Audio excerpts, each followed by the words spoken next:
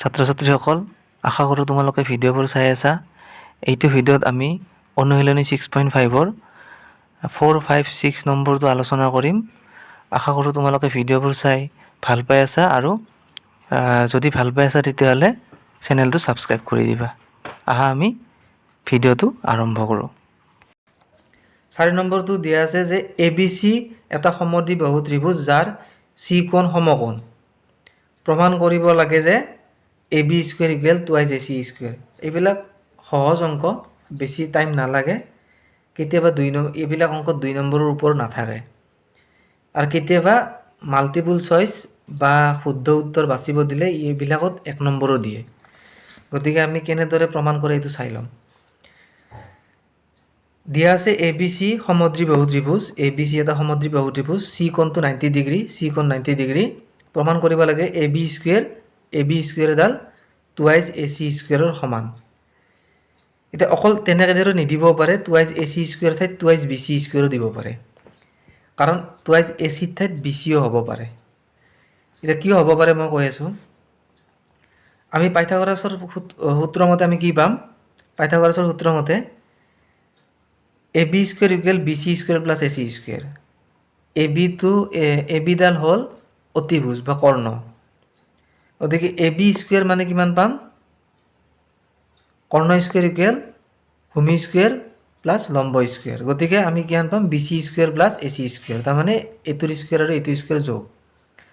এতিয়া BCৰ ঠাইত আমি কি লিখিব পাৰিম? BCৰ ঠাইত আমি AC লিখিব পাৰিম। AC লিখিব পাৰিম কিয়? ABCটো সমদ্বিবাহু ত্ৰিভুজ। ABC যদি সমদ্বিবাহু ত্ৰিভুজ হয় তেতিয়াহ'লে কি হ'ব? এই BCডাল ACৰ সমান হ'ব। তাৰমানে এই দুডাল বাহু সমান। গতিকে BC ইকুৱেল টু AC। গতিকে BCৰ ঠাইত আমি AC লিখিলোঁ, সেইকাৰণে আমি AC স্কুৱেৰ পালোঁ। আৰু এইফালে AC স্কুৱেৰ আছে, গতিকে দুটা AC স্কুৱেৰ লগ হৈ পেলাই আমি কিমান পাম? Twice AC square. গতিকে AB square equal twice AC square. এইটো আমাৰ প্ৰমাণ হৈ গ'ল। তোমালোকক প্ৰমাণটো এনেদৰে দিব পাৰে যে AB square equal twice BC square. Twice BC স্কুৱেৰো দিব পাৰে। তেতিয়া কি হ'ব? একে কথা হ'ব, AB square equal BC square plus AC square লিখিলা।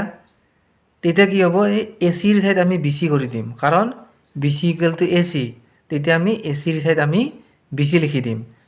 BCটো আগৰ ঠাইতে থাকিব, একে ঠাইত থাকিব। গতিকে BC স্কুৱেৰ একে থাকিব। ACৰ ঠাইত BC স্কুৱেৰ কৰি দিলে BC square plus BC square হ'ব। তেতিয়া আমি কিমান পাম? টুৱাইজ BC স্কুৱেৰ পাম। গতিকে তেতিয়া আমি লিখিব পাৰিম AB square equal twice BC square. ঠিক তেনেদৰে প্ৰমাণ কৰিলেই হ'ল। এতিয়া আমি 5 নম্বৰ কুৱেশ্যনটো চাওঁ। ABC সমদ্বিবাহু ত্ৰিভুজৰ AC সমান BC যদি AB square equal twice AC square হয়, প্ৰমাণ কৰা যে ABC এটা সমকোণী ত্ৰিভুজ। এতিয়া প্ৰথমতে আমাক দিয়া আছে যে ABC এটা সমদ্বিবাহু ত্ৰিভুজ আৰু সমান বাহু দুটা হ'ল AC আৰু BC। আৰু এটা চৰ্ত দিয়া আছে যে এইটো AB স্কুৱেৰ সমান টুৱাইজ AC স্কুৱেৰ। এতিয়া আমি প্ৰমাণ কৰিব লাগে যে ABC ত্ৰিভুজটো সমকোণী। এতিয়া ইয়াতে চাবা যে এই ত্ৰিভুজটো আছে, আমি ABC হিচাপত লিখিছোঁ, য'ত AC সমান BC। তাৰমানে AC আৰু BC সমান। আৰু আমি প্ৰমাণ কৰিব লাগে যে এই ABC ত্ৰিভুজটো সমকোণী। এতিয়া যিহেতু সমকোণী বুলি আমি প্ৰমাণ কৰিব লাগে, গতিকে আমি সমকোণী হিচাপতে ত্ৰিভুজটো আঁকি ল'ম। সেইকাৰণে আমি আঁকি লৈছোঁ যে ACB, এই যিটো ABC ত্ৰিভুজটোত C কোণটো ACB কোণটো তাৰমানে 90 ডিগ্ৰী।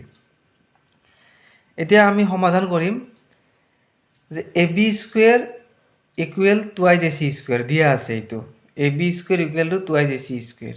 এতিয়া টুৱাইজ AC স্কুৱেৰটোক আমি কেনেদৰে লিখিব পাৰোঁ? AC square plus AC square. দুটা AC স্কুৱেৰ লগ লাগি পেলাই টুৱাইজ AC স্কুৱেৰ হৈছে।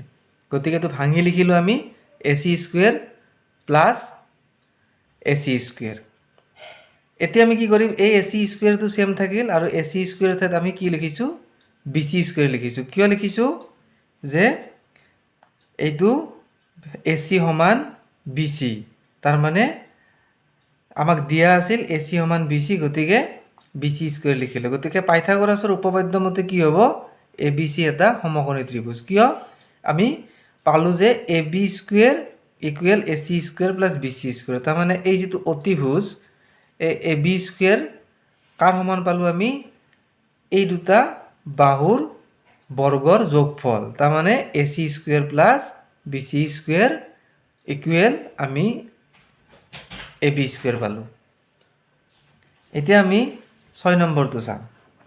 তা 6 নম্বৰটো কি দিয়া আছে যে এটা সমবাহু ত্ৰিভুজ ABC বাহুৰ দৈৰ্ঘ্য টুৱাইছে, ইয়াৰ প্ৰতিটো উন্নতিৰ দিশ উলিওৱা। তাৰমানে এটা সমবাহু ত্ৰিভুজ হ'ব, বাহুৰ দৈৰ্ঘ্য দিয়া আছে, এটা বাহুৰ দৈৰ্ঘ্য টুৱাইছে, তাৰমানে গোটেইকেইটা বাহুৰ দৈৰ্ঘ্য টুৱাইছে হ'ব, আৰু তাৰ প্ৰতিটো উন্নতিৰ দৈৰ্ঘ্য উলিয়াব লাগে। গতিকে উন্নতিবিলাকো সমান হয়, এডাল উন্নতিৰ দিশ উলিয়ালে আমি গম পাই যাম। এতিয়া আমি এইটো সমবাহু ত্ৰিভুজ আঁকিছোঁ ABC, ইয়াৰে গোটেই বাহুকেইটাৰ দিশ হ'ল 2a, আৰু আমি উন্নতি আঁকিছোঁ AD লম্ব BC। এতিয়া AD লম্ব BC আমি আঁকিছোঁ, আমি উলিয়াব লাগে এই AD ডালৰ জোখ কিমান হ'ব। তাৰমানে AD যেহেতু উন্নতি সমবাহু ত্ৰিভুজটোৰ, আমি উন্নতিৰ জোখটো লাগে, গতিকে ADৰ জোখ কিমান হ'ব। এতিয়া ইয়াতে লিখিছোঁ চাবা, যেহেতু ত্ৰিভুজ ABCৰ AD লম্ব BC, AD ডাল BCৰ ওপৰত লম্ব, গতিকে আমি কি ক'ব পাৰোঁ, BD সমান DC ইকুৱেল A। তাৰমানে এই BD ডাল DCৰ সমান, আৰু কিমান হ'ব, যেহেতু গোটেই বাহুডাল BC ডাল টুৱাইজ A, গতিকে যেহেতু BD আৰু DC সমান হ'ব, সেইকাৰণে আমি কি ক'ব পাৰোঁ, এই BDৰ জোখটো A হ'ব আৰু DCৰ জোখটো A হ'ব, যেহেতু গোটেই BC ডাল টুৱাইজ A হ'লে যেহেতু এই দুডাল সমান, গতিকে A হ'ব, তাৰমানে BD ইকুৱেল টু A আৰু DC ইকুৱেল টু A হ'ব। এতিয়া কিয় হয়, ইয়াতে কাৰণটো লিখিছোঁ, সমবাহু ত্ৰিভুজৰ বিপৰীত বাহুলৈ টনা লম্বই বাহুডালক সমদ্বিখণ্ডিত কৰে। তাৰমানে এই সমবাহু ত্ৰিভুজৰ এই শীৰ্ষবিন্দুৰ পৰা যদি আমি বিপৰীত বাহুলৈ এটা লম্ব টানো, সেই লম্বডালে এই বাহুডালক কি কৰে, সমদ্বিখণ্ডিত কৰে, তাৰমানে সমানে দুই ভাগত ভাগ কৰে। এইটো এটা আগতে তোমালোকে পাইছা, মনত পেলাবা। সমবাহু ত্ৰিভুজৰ শীৰ্ষবিন্দুৰ পৰা বিপৰীত বাহুলৈ টনা লম্বই কি কৰে, বাহুটো সমানে দুভাগ কৰে। এতিয়া সেইকাৰণে আমি এইটো বাহুৰ জোখ পালোঁ, A পালোঁ। এতিয়া আমি ABD ত্ৰিভুজৰ ক্ষেত্ৰত কি পাম, ABD ত্ৰিভুজৰ ক্ষেত্ৰত এইটো ত্ৰিভুজ, তাৰমানে ABD এইটো এটা সমকোণী ত্ৰিভুজ। কিয়, এইডাল হ'ল 90 ডিগ্ৰী, কাৰণ এইডাল লম্ব, এই D কোণটো 90 ডিগ্ৰী। ইয়াতে আমি লিখিছোঁ যে ADB 90 ডিগ্ৰী, আৰু গতিকে পাইথাগোৰাছৰ উপপাদ্য মতে ইয়াতে লিখিছোঁ আমি AB square equal BD square plus AD square. কিয় লিখিছোঁ, এই যিডাল AB স্কুৱেৰ, এই গোটেই সমকোণী ত্ৰিভুজটোৰ AB স্কুৱেৰ ইকুৱেল কিমান পাম, BD square plus AD square. এইটো পাইথাগোৰাছৰ উপপাদ্য মতে, কাৰণ এইডাল যিহেতু কৰ্ণ, গতিকে এইটো AB স্কুৱেৰ ঠাইতকৈ আমি কি লিখিলোঁ, টুৱাইজ A, কাৰণ ABৰ দৈৰ্ঘ্য হ'ল টুৱাইজ A।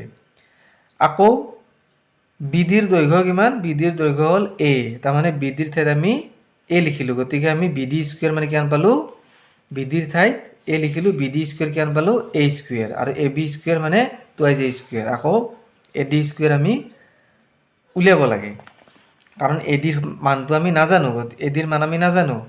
এতিয়া AD টুৱাইজ A স্কুৱেৰ মানে কিমান হ'ব, 4A স্কুৱেৰ, আৰু এইটো A স্কুৱেৰ থাকিল, AD স্কুৱেৰ থাকিল। এতিয়া A স্কুৱেৰটো ইফালে আনিলে কিমান হ'ব, 4A square minus A square, AD square same থাকিল। এতিয়া আমি উলট পালট কৰি দিম, AD স্কুৱেৰটো এইফালে আনিলোঁ, আৰু 4A square minus A square মানে কিমান পাম, 3A স্কুৱেৰ, 3A স্কুৱেৰটো ইফালে নিলোঁ, আৰু দুয়োটাৰে ওপৰত আমি ৰুট অভাৰ দি দিলোঁ, আমি স্কুৱেৰটো উঠাব লাগে, গতিকে দুয়োটাৰে ওপৰত ৰুট অভাৰ দিয়াৰ লগে লগে আমি কি পাম, AD স্কুৱেৰটো গুচি যাব, গতিকে পাম AD, আৰু 3A স্কুৱেৰৰ কি হ'ব, A স্কুৱেৰৰ লগত এই ৰুট অভাৰটো গুচি যাব, সেইকাৰণে পাম এইটো A, তাৰমানে স্কুৱেৰ আৰু যেটো বৰ্গমূল সেই বৰ্গমূলটো কটাকটি গৈ পেলাই কি হ'ব a পাম কিন্তু যেহেতু 3 ৰ ওপৰতো বৰ্গমূলটো আছে 3 ৰ ওপৰত কোনো ধৰণৰ স্কয়াৰ নাই গতিকে একো কেনসেল নাযায় এটো √3 হ'ব অৰ্থাৎ বৰ্গমূল 3 হ'ব গতিকে a দি জোখটো জ্ঞান পালো √3a গতিকে উন্নতিৰ দিশ পাম আমি √3a